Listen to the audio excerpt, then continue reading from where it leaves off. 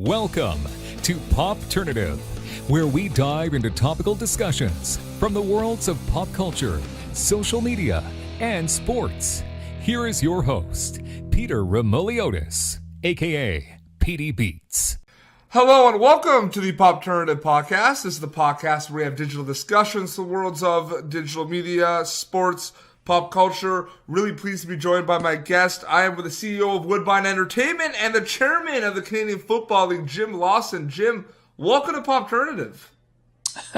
Thank you for having me on. I'm great to be on, Peter, and Happy New Year's. It dawns upon us shortly. Right around the corner, absolutely. So really big. It was a big year for CFL, and I think the big focal point as well was Ottawa.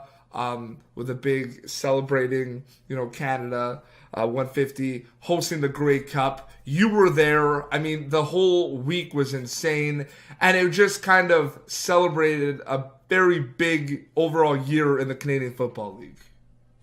Absolutely. I guess as I think of the week, it was always intended to be. Of course, the Grey Cup's always a big focal point, Peter, but with Canada's 150th, I mean, we'd been planning it at the CFL for a couple of years, and suffice to say, Ottawa and the whole organization and the city did not disappoint. It was an absolute tremendous week, and of course, capped off by an exciting football game, a storybook ending, and boy, oh boy, what a great time to be in Ottawa, and Ottawa certainly lived up to all expectations. So tremendous. And the snow. I mean, we can't, we have to talk about that. I mean, the snow kind of added to what you said, like the story, like the whole storytelling and the whole big crazy ending. But the snow was unbelievable focal point of the whole event, like the weather.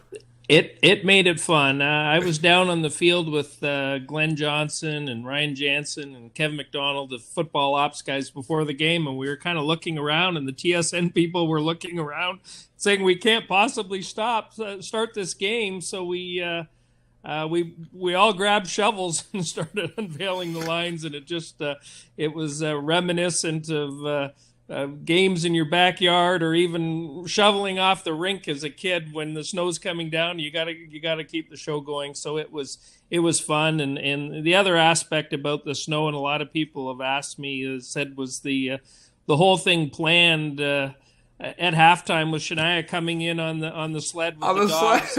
A lot of people have asked that, and I said no. It was absolutely planned. No one called an audible for that to happen. It was intended that way, and it just fell right into place with the snow and coming in, and so she could come in on the dog and the sleds. It was a wonderful moment. But you look at the whole concept of these outdoor games, these outdoor sporting events. So you look at the World Junior Hockey Championship having that outdoor game at New Era Field in Buffalo that's happening tomorrow. And they're actually talking about whether they're going to go on with it because it might be too cold. But from your perspective, I mean, it's one of those things where... And then once you build, the arena or the rink or the field, I mean, you kind of have to go. But it's like, what do you think about how that's changing, especially the NHL having those stadium series and everything? I mean, it is a big risk kind of going in because weather permitted and everything. But I mean, the reward can be worth it in the end. But what is your perspective of these outdoor events? And there's pros and cons, I'm sure, Jim. Listen, I think they're really fun. I mean, from a hockey perspective, certainly it allows that big crowd and something unique and different, and people to get together. And for the most part, people don't mind the cold. I mean, it was cold in Detroit a few years ago for the Leafs game. I remember that the whistles didn't quite work. They used the P whistles rather than the Fox 40 whistles. A little plug for my friend Mr. Foxcroft on the Fox 40 whistles. But I think they're great events all the way around. The fans love them, and at the end of the day, that's what's important. The players understand that they're there for the fans, and the fact that these are great events, I think, are worth the risk. And on top of being the chairman of the Canadian Football League, you were indeed the CEO of Woodbine Entertainment. Right before we started recording this episode, you said that 2018 is going to be an exciting year. There's a lot of cool stuff happening with Woodbine Entertainment. Could you kind of explain about what's to come for Woodbine in 2018? Sure. As people know, I think that follow racing and that the Ontario government has now awarded service providers at the gaming sites. You have that going on in Rideau and some exciting development at Rideau. We have the same at Woodbine with Brookfield and Great Canadian coming in and expanding the gaming. And what that does at Woodbine is it develops 35 acres of land with food and beverage and restaurants and live music, and it's very exciting. And we also own and manage Mohawk Racetrack in Milton, and the same is going on there with Great Canadian and Clairvest. So at the racetracks in Ontario generally, we're all getting set for some expansion and infusion of capital and excitement as a result of that expansion. So it's an exciting time for horse racing in Ontario generally. Talk about how horse racing has evolved. Have you seen social media kind of play a game in that as well, or is there like buzz on social media with a lot of the horse racing that's happening? Has there been like a change over the past couple of years? Like, talk a little bit about that. Oh, certainly. I think it's certainly true of all sports, but as it relates to horse racing, it's great. We can get the videos, the race replays up in a hurry. People can follow it at Woodbine Entertainment. We run an internet network called HPI, and our use of that and our use of social media, both to market it and to expose the sport, have really helped. And it's an inexpensive way of exposing people to horse racing. So it's been particularly effective for us at Woodbine Entertainment, and we continue to search new ways to not only reach out to our core customers, but in a lot of sports. And I don't, in addition to horse racing, the Canadian Football League, golf, tennis, there's a whole new demographic that can be exposed to these sports and needs to be exposed to these sports. And we're really fortunate to have that medium to reach new fans, because it's an inexpensive way to do it. Well, I find really interesting too is, in sports specifically, even if your job is not like social media is a part of your job, whether you're an athlete, off the field, they're using social media, they're doing some business deals, they're doing their sponsorships, endorsement deals. And then you have, the journalists and the reporters that could, pursue a career in social media because it's such a big part of their careers. Live tweeting events and everything. So the shift has been that it's becoming more and more part of people's everyday jobs, even if their title is not like social media coordinator, Jim. Absolutely. I mean, it's a great way to move forward. I think you mentioned the players. I think the players have done a great job in understanding that it's a medium for them to reach out to the fans and promote their sport. And so it's from the organizations to the players. In horse racing, we have jockeys that are on social media all the time. And it's been an important avenue. And what it does for a lot of people, including people like yourself, it opens up a whole new avenue that's exciting in sports in particular that didn't exist before. It's a way to market. It's a way to bring education to the sports and to reach out to people and create jobs. I mean, it's been very exciting. Just the progress of social media and the growth of it. I guess it's really changed the landscape in terms of new and innovative ways for people to come in to the sports arena and participate.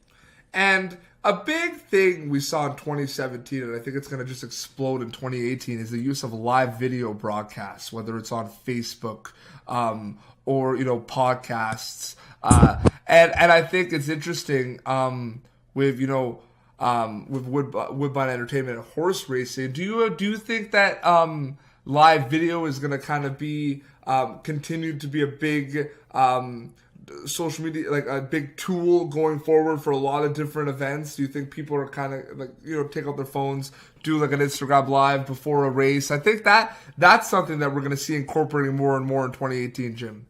Yeah, a great point. 2018, and we talk about it all the time. As you look forward, Peter, 5 years, 10 years, 15 years, the new world of consumption, and it's not just true in sports but any business. How are people acquiring, consuming? And the world is changing so quickly, and the sports world has to get ready for this. In 2018 you'll see more and more of it, but conventional television is going to be challenged. And I'm thinking when I say that 5, 10, 15 years down the road, and we have to find ways to keep up with it and make sure as sporting properties that we're ready for this change that you allude to, because it is coming, and it's coming in a big way, driven by technology, and it's up to the sports properties and sports organizations to adapt to that challenge, because that's where the consumer is going to want to watch. They're going to want to watch it on their mobile platforms, cell phones, smartphones today. That's the way of the future, and the sports properties have to understand how to take advantage of that and ensure that they're in the consumer lens from a content standpoint. And how do you get that content out in this new digital world that we're living in? Very good point, and a very big challenge for sports properties for the future. It's growing every day, and the amount of content. And I find this interesting as well is, a lot of people think that the concept of a lot of content out there is a double-edged sword, Jim. I mean, there's like the pros and cons about it. There's the kind of concept that, everyone has this access and this ability to create content, put it out. But then people on the other side of it are going to say, it maybe creates more of like a saturated market where there's too much content out there. I mean, like from the perspective of Netflix, Jim, I mean, the amount of shows and movies that I can't keep track of that I'm like, I have to watch. I mean, it's pandemonium. It's insane. Yeah, well, it is a double-edged sword. The good news is it's a lot of exposure. The bad news is just from a marketing standpoint, how these sports properties and how you get paid for your content. When there's too much of it and it's not in demand, it starts to become a challenge from a marketing standpoint. The advertising dollar, when we're using conventional television today, it's being paid for by advertising dollar and subscription fees. And if once you start to erode that, as I mentioned earlier, it starts to put challenges on sports organizations as to how they get paid for their content. And so it's a double-edged sword from that perspective.